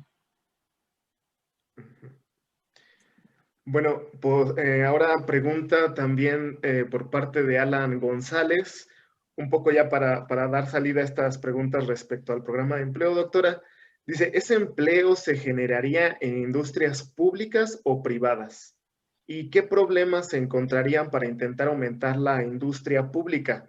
Considerando, por ejemplo, que actualmente el trabajo con plaza, es decir, fijo y seguro, en instituciones públicas es muy escaso y peleado. Esa es una pregunta de Alan González. Sí, Alan. Mira, básicamente es de empleo público. 4 de cada 10 trabajadores tienen que... Esa es la meta, vamos a decirlo así, que 4 de cada 10 trabajos que haya en México o que se vayan generando en México se generen y sean hechos por el sector público.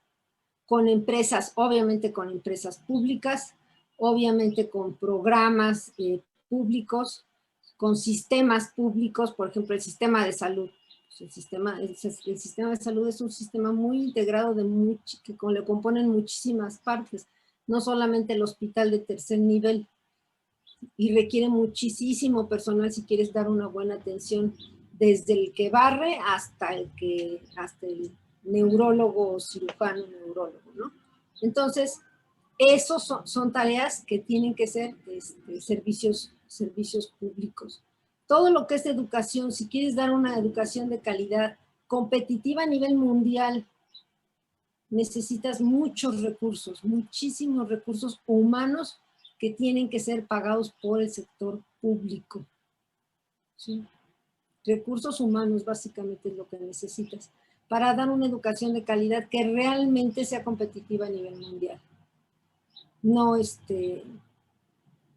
Porque ojo, ahorita damos una educación de 3 horas diarias y ya ni me quejo de las 3 horas diarias, sino que de verdad es malísima, o sea, no se aprende ni a leer ni a escribir. Es malísima la educación que se da y eso es engañar al pueblo, pues engañar a las personas. Las madres se afanan por correr y llevar a los hijos, los padres corren y les ponen el uniforme, trabajan hasta las 2 de la mañana y qué sé yo, para que tengan el libro, lo que sea. ¿Para qué? Para puro fraude, porque en realidad, y no es que el niño no quiera aprender, si los niños son así como esponjas, es para puro fraude porque los maestros están sobreexplotados, porque no están capacitados, porque no se les dan capacitaciones mensuales, casi diarias, porque están con unos salarios de miseria, o sea, les pagan menos que lo que les pagan a la señora que les limpia la casa, que le limpia la casa en Los Pinos, ¿no? No puede ser, ¿sí? Cuando los doctores, realmente los que conocen más, serían los que tendríamos que estarles dando clases a los niños, ¿sí? Los que conocen más de ciertos temas, y no al revés, poner al personal más descalificado a dar educación. Y hay mucho que calificar, o sea, los problemas, por ejemplo, de enseñanza para la equidad, ¿sí? Los mismos maestros enseñan el machismo a los niños y niñas. Los mismos maestros reproducen esa sociedad patriarcal. Hoy en la UNAM, ya ahora sí ya nos dimos cuenta y vamos a incluir unos cursos de género, ¿no? en la universidad, ¿no? Pero, pues, digo, como remediales, pues no lo está tan mal, podría ser un remedial mejor, pero ya como un proyecto para el país, para la nación, pues creo que estamos en posibilidades de hacer mucho más que eso. Entonces, sí se trata de empleos públicos, sí son empleos públicos. Algunas serán empresas privadas, otros son sistemas que operará el sector público directamente. No se trata de hacer trabajo, de hacer empleos que cubran, ¿cómo se dice? Productos o servicios que la iniciativa privada de por sí ofrece. Tampoco se trata de ponerse a competir, ¿no? Si ya ustedes pueden encontrar el último reloj de Apple con todas esas cosas de que te dé el clima y cuánto está lloviendo en ese momento y todo eso, el gobierno no se va a poner a hacer relojes Apple.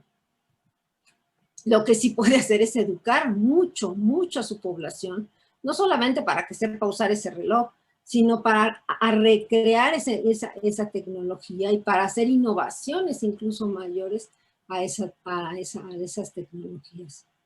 ¿Sí? ¿Está ahí? ¿Qué más? Sí, ahora un poco retomando el tema que trató usted primero, doctora, respecto a la pandemia. Aquí tenemos varias preguntas, por ejemplo, la doctora Violeta Rodríguez, hablándonos justo, dice, dado que el avance tecnológico y de las comunicaciones vuelve a todos los países más sensibles a las nuevas pandemias que puedan surgir, implicando que la nueva normalidad llegó para quedarse, en ese contexto, ella pregunta, ¿empresas, sindicatos y gobiernos deberían implementar la reingeniería de los procesos de producción y de trabajo para adoptar reglas que garanticen la salud y al mismo tiempo la continuidad de las actividades económicas?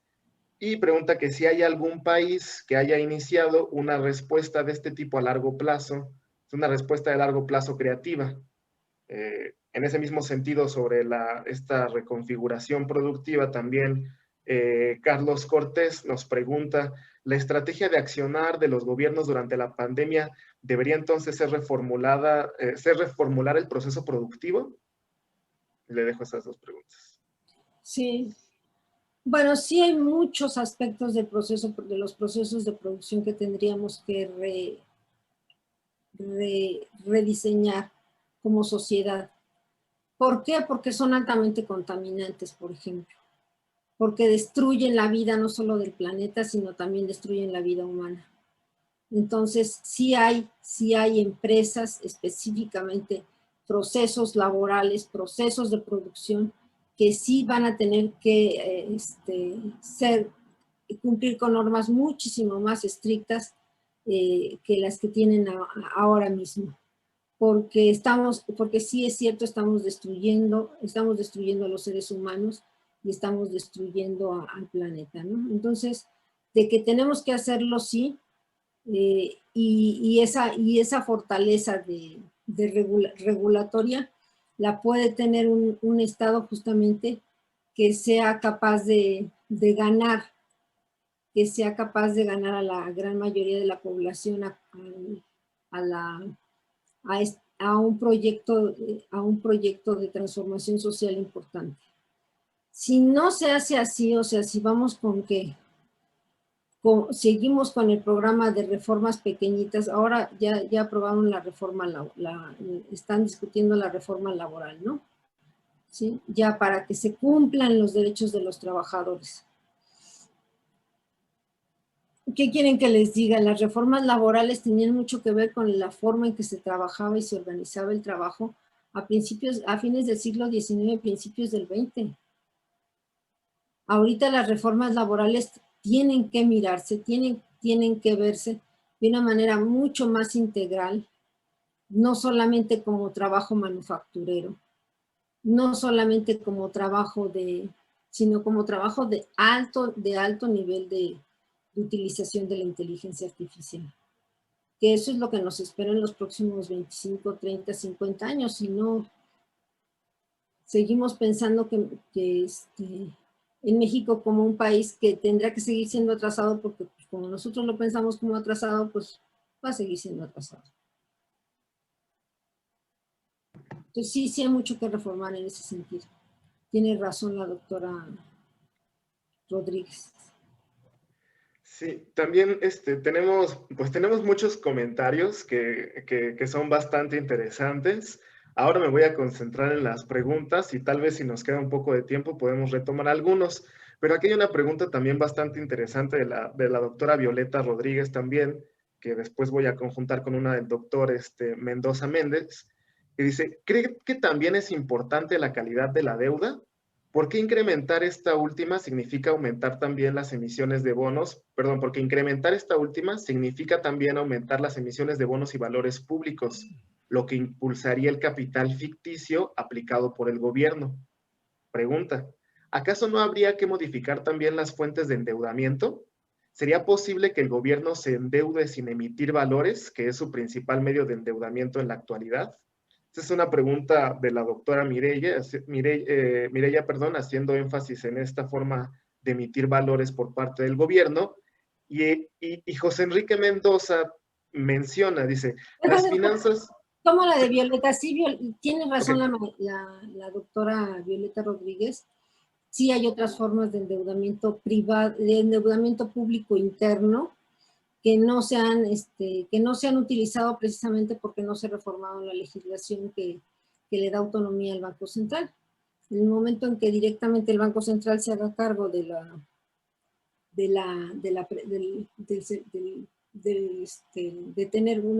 tener posiciones a favor del gobierno y mantener dentro de su balance la deuda gubernamental, no tiene por qué necesariamente ser una deuda de mercado. Tiene razón la maestra. Sí. Y en ese sentido igual, José Enrique Mendoza menciona, las finanzas públicas sanas, es decir, el equilibrio fiscal y los recortes de gasto público, abren espacios de acumulación para el capital monopólico financiero, que se apropia de los activos públicos por medio de las acciones público-privadas y la titulación de activos garantizados por el presupuesto público. La pregunta es, ¿qué tanto margen de maniobra se tiene en términos políticos para contrarrestar los intereses de las altas finanzas, dada su capacidad de generar vertiginosas salidas de capital? Esa será la pregunta. Sí, está muy importante la pregunta del doctor Mendoza también. Hay que decir lo siguiente. En primer lugar, a mí me gustaría ya,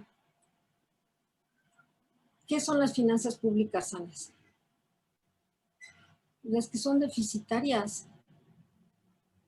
Las deficitarias son las que son sanas. Lo insano es tratar de mantener un equilibrio. Eso es lo insano.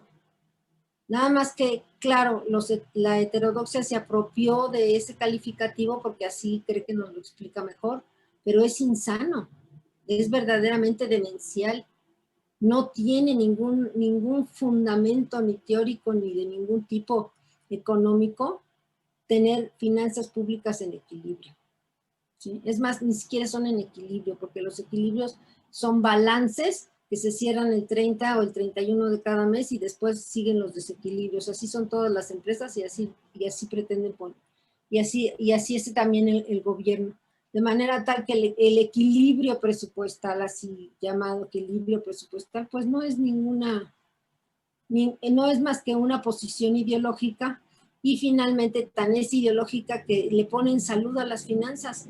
Yo pensé que la salud era de los seres humanos o de los que son, o de los árboles, seres vivientes. Es una atribución de los seres vivientes, no de las finanzas públicas que al fin y al cabo no viven, ¿no? Pero bueno, dejando el calificativo y la ideología de lado, sí es necesario señalar que hay mucho margen de maniobra actualmente para contrarrestar los intereses de las altas finanzas. Hay mucho margen ahorita, precisamente por el tema de la guerra mundial que tenemos. ¿Sí? Si hay algo que justifica, si hay algo que justifica frente a la sociedad y que además impulsa a la sociedad a exigir una transformación social, es justamente la guerra. Y esta guerra contra un enemigo invisible, que además es una guerra mundial, yo creo que nos abre mucho espacio, mucho espacio de libertad como nación para darnos a nosotros mismos una trayectoria y hacer un avance significativo en esa transformación social. Y si no, volteen a ver la historia, cuando México avanzó pasos importantes hacia la industrialización, pues justamente cuando las guerras anteriores, ¿sí? Ese fue el proyecto que se tuvo, el de industrializar. Se pensaba que con esa industrialización íbamos a salir del subdesarrollo, avanzar a tener realmente, modernizar al país, etcétera. Y eso fue lo que se hizo. Porque fue una coyuntura histórica muy particular la que se creó con las dos guerras. Ahorita estamos en una coyuntura muy particular de esa naturaleza, vamos genérica, mundialmente hablando, y podemos aprovecharlo y justamente contrarrestar esos intereses de las altas finanzas, al menos parcialmente. O esperarnos a que las altas finanzas se caigan solas, que hasta ahorita no ha pasado. ¿A qué sigue? Por favor. ¿Sí me pueden escuchar? Sí.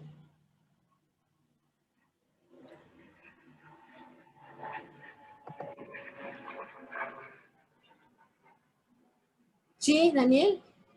Sí, es que estoy teniendo problemas con mi internet, pero tenemos otras preguntitas más acá en torno a otros temas que también usted comentó, doctora. Por ejemplo, la doctora Marcia Solorza pregunta, ¿qué efectos tendrá en la economía mexicana la exigencia de Biden y Trudeau de... Del Temex, ¿no? Del Telmex. Sí, del Telmec. Haciendo referencia a este balón. Del Telmel. Sí, aquí está. ¿Qué efectos tendrá en la economía mexicana la exigencia de Biden y Trudeau de cumplir con el Temex? Mira, no tengo más que una respuesta muy general porque no conozco el tema mucho más a fondo de lo que serían el proyecto de Biden para la presidencia de los Estados Unidos.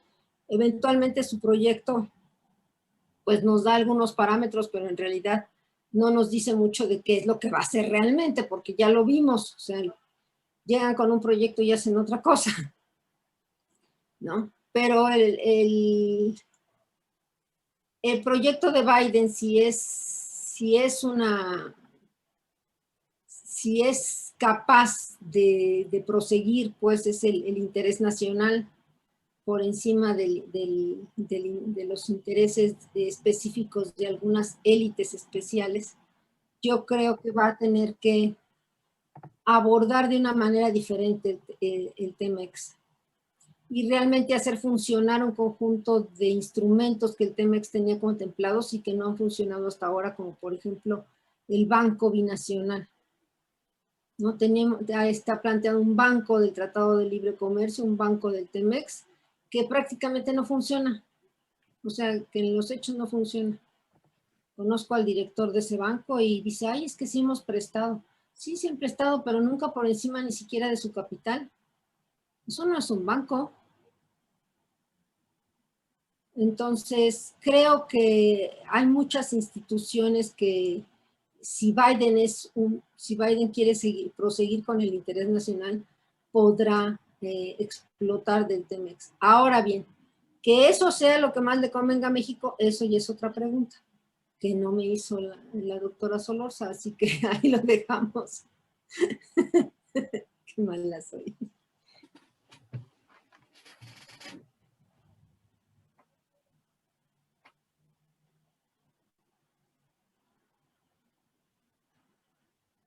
Daniel. Creo que está medio congelado, Eugenia. Sí. Entonces yo me sigo acá, ¿no? Ok. Me sigo con lo que yo voy encontrando acá. Porque tenemos dice Marcela Barrios, tiene varias preguntas Marcela Barrios. Voy a agarrar esta que dice que eso sí es hacer comparaciones con otros países, pero dado que a este curso hay compañeros de otros países, tal vez nos puedan compartir sus experiencias, sobre todo con Ecuador, Perú, en México. Afortunadamente no hemos visto gente muriendo en las calles. Hay que tomar en cuenta cuál es el sistema de salud que nos heredaron. Sí, Marcela, nos gustaría mucho poder hacer ese tipo de trabajo, pero seguramente tendríamos que organizarlo no como curso, como este curso que estamos dando, sino realmente una reunión, un conversatorio específico para ver las diferentes experiencias en los diferentes países respecto de las políticas de los gobiernos y los resultados que han obtenido en el combate contra el COVID. Lo podemos hacer, pero sería un poco más como un conversatorio. Sí, una disculpa, no sé qué tuve aquí con mi internet, pero ya volví. Sí. Hay otras preguntas, por ejemplo, no sé si me escuchaban hace un rato, sobre una pregunta de Gabriela Vidal, que haciendo referencia al balón que usted nos presentaba, doctora, sobre el PIB mundial, dice, ¿por qué no tomar el indicador del desarrollo humano basado en estadísticas sociales como una medida de bienestar en lugar justamente del PIB? Bueno, son un poquito de preguntas que usted también mencionó. También hay otra por parte de Eric Gordillo, que nos dice, bueno, tomando en cuenta la legislación que se aprobó el día de ayer para regularizar el uso de la marihuana en México, que algunos lo han llamado como una gran oportunidad, dice, ¿qué mecanismo económico se puede instrumentar como política pública para este fin, ¿no? Le dejo esas preguntas. ¿Esa de quién es? De Eric Gordillo. La última, de Eric Gordillo. La última de Eric Gordillo. No la encuentro acá. No la veo. 12:45 envió Eric Gordillo, enamorado. 12:45, sí. Eric Gordillo, sí. La legalización. Pues es la ley Fox, ¿no? Bueno, yo le llamo ley Fox. Porque es el que estaba preparado ya para hacer negocio con el tema y lo tienen ahí parado al pobre. Y pues ya le dieron gusto y le aprobaron su ley de la ley Fox. El problema lo seguimos teniendo, ¿no? El problema de las drogas lo seguimos teniendo y vender esto como la solución al problema de la drogadicción, del narcotráfico, etcétera, pues me da risa de verdad, porque pues el mayor narcotráfico ya no es la marihuana, pues es la cocaína, son otras drogas. El mayor problema de la intoxicación de nuestras familias, de nuestros hijos y todos son otras las drogas. Entonces, es cierto, o sea, les va a dejar algo de dinero al gobierno, los impuestos, ¿verdad?, que se cobren por todo ese consumo. Pero en realidad el problema grave de violencia y narcotráfico que se genera en torno a la violencia y lo que se genera en torno a todo ese narcotráfico no se está solucionando con esa ley. O sea, no quiero desilusionarlos, no quiero hacerlos sentir mal, pero no veo cómo el tráfico de niños, el tráfico de personas son mucho más importantes, económicamente hablando, son mucho más importantes que el tráfico de drogas. Entonces, dentro de las drogas, la marihuana es la menos importante económicamente hablando. No voy a hablar del tema sanitario, simplemente del tema económico. Es la menos importante porque es más barata, se produce mucho ya en los Estados Unidos para el consumo doméstico, entonces no hay tal, realmente dotación económica fundamental para los productores o para los posibles productores, ¿no? Yo creo que es la ley Fox. Sí, no sé si quieran que demos paso a algunos comentarios, doctora. Nos restan 9 minutos para finalizar la sesión. Sí. Sí, hay, por ejemplo, un comentario aquí del doctor Roberto Soto. Dice, entonces, programas federales que tienen una duración de 5 años, como por ejemplo Sembrando Vida, ¿no sería eficiente? Es productivo, dice el doctor, genera empleo y en teoría evita la migración. O el que se aplica en comunidades de Oaxaca, que contrata a las personas del lugar para construir caminos, en el cual se les pagan 2 salarios y medio. Este programa va a durar todo el sexenio. Preguntaría si son eficientes este tipo de programas federales en la actual administración del Gobierno de México. Mira, son programas muy puntuales, yo diría que son programas muy puntuales que todos requieren de estarlos evaluando constantemente. Tú no puedes echar a andar un programa si no estás evaluando, así como nosotros damos clases y constantemente tenemos que evaluar a los alumnos, pues así lo mismo un programa. No es nada más agarren, aquí están los cheques y hagan su programa y vean cómo. No, hay que estarlos dándole seguimiento, evaluando, viendo qué se está haciendo, que en realidad cómo se están cumpliendo los objetivos, estamos lejos de cumplirlos, no, hay que dar un cambio, un giro al programa, etcétera. Todos esos programas tienen que estar en constante supervisión y en constante evaluación, ¿sí? Pero son muy puntuales, muy puntuales. Lo que necesitamos sí es aprovechar esas experiencias, pero ampliar el abanico a muchos más programas donde podamos incorporar trabajadores calificados o semicalificados que puedan realmente avanzar esos programas y que pueda avanzar también el empleo público.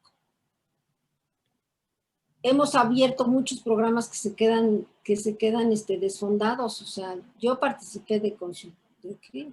Pues ya ni me acuerdo, pero estaba en el gobierno del Distrito Federal, la comisión que lleva los temas de género, el Consejo Consultivo, mira. Y todo el presupuesto que tenía, todo el presupuesto del Consejo perdón, no del Consejo Consultivo, sino del Instituto de las Mujeres, para la atención de las mujeres en el Distrito Federal, en la Ciudad de México, alcanzaba como para comprarles una taza de café de Starbucks al año. ¿Cómo las vas a defender de la violencia? ¿Qué les vas? Y el éxito del programa lo medían por el número de llamadas telefónicas pidiendo auxilio. Fuimos capaces de atender a 200 llamadas, hombre. Y este año ya fueron 300. ¿Mejor? No, mejor.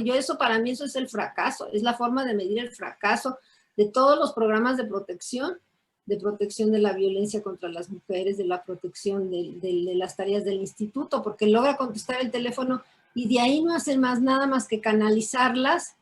Entonces lo que debe de abrir es a la Secretaría de Salud. Entonces a donde debe de hablar es a la patrulla de la esquina de su casa. Y así, pues así está muy bien. esos programas, claro, no tenían más dinero para hacer más nada, ¿sí? Podrían tener muy buenas ideas, podrían tener muy buenos contenidos, podrían tener muy buenos objetivos, podrían tener gente muy capaz de dirigir esos programas y capaz de realmente conseguir que esos objetivos se cumplan. Pero si no tienen los recursos, si no tienen la supervisión, si no tienen la vigilancia constante, si no tienen la realimentación constante, realimentación con la propia sociedad para darles el perfil que los objetivos que la sociedad está demandando de esos programas, no es posible que se avance casi nada más que, pues sí, presentamos internacionalmente que tenemos no sé cuántos programas para las mujeres, no sé cuántos programas para lo que haga falta, para que no se mueran las mujeres de parto, etcétera. Pero en realidad no está siendo exitoso, no está solucionando los problemas.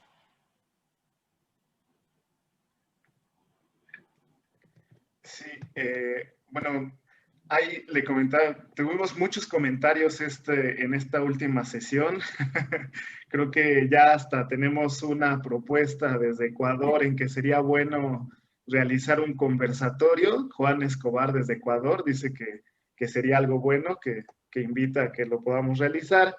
Y bueno, muchos comentarios respecto a la actuación de la Ciudad de México para controlar el COVID, también sobre los problemas de reestructuración de deuda y demás. Bueno, pero estamos ya a 4 minutos de que nos dé la hora de cierre. Entonces, pues les dejaría la palabra a usted, doctora Correa, doctora Patti, para que pudieran cerrar. Quizás ya nada más antes de que la maestra Patricia cierre, nada más quiero agradecer todo el apoyo que se ha dado para que sea posible que se haga este curso, comprometernos a que lo seguiremos dando el año que viene, al menos una vez al año durante el tiempo que sea posible hacerlo. Comprometerme también con ustedes a intentar, creo que podemos organizar ese conversatorio, pero sí no creo que lo podamos organizar ya hasta enero por cuestiones ya de lo que son las plataformas, el uso de plataformas y todo acá en México. Pero podríamos hacerlo en enero ya con todo el año 2020 transcurrido y con toda la experiencia que el 2020 nos deje al respecto. Entonces creo que puede ser muy útil convocarlos a ustedes mismos, a todos los que están participando ahora, a este conversatorio. Y gracias, pues. Muchas gracias a todos, a Alicia, a la doctora Alicia Girón, a la doctora Eugenia Correa por haber organizado y preparado también.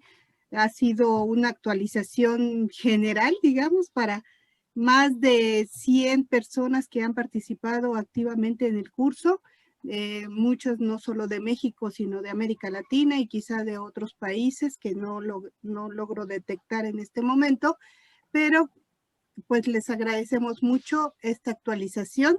Esperamos, por supuesto, otros cursos y en general a todos los colegas que vimos que participaron activamente también. Veo al doctor Rodolfo García, a todos los exalumnos también de posgrado que están aquí participando.